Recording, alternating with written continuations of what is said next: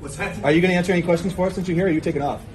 I have the final meeting to receive the rest of the preliminary report from the auditors in 2 minutes via Zoom. Well, yeah, but this has been going on now since March, right? I'll be happy It's to been going on answer since 2 February. minutes of questions, but yeah.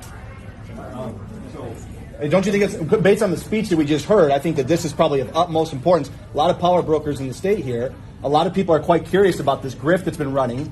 And frankly, there's a lot of state legislators here too. I mean, I think this is politics 101. Let's have a conversation on what we can do to install some confidence rather than running a massive grift with an audit where you guys are raising a ton of money and the Republican Party's raising a ton of money and there's a bunch of shenanigans. This is all nonsense. Daniel, I would have been happy if that was part of our agenda today.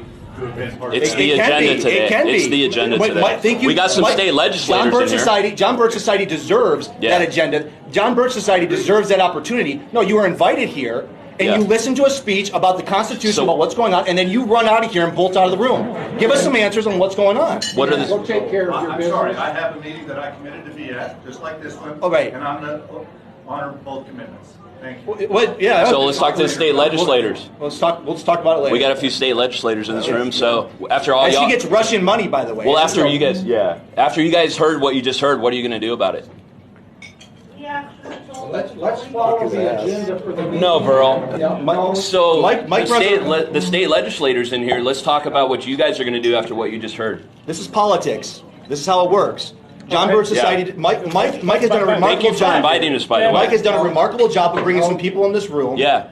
And we have state legislators in this room. By the way, as I want to point this out, as Trump was being stolen from, and the state legislative body's job was to make sure those electors didn't go to him. That was the job, to make sure that our governor. Now, when this 36787 is sitting there and putting masks on my kids and putting needles in our arm, and we're sitting here at lunches, those days are gone.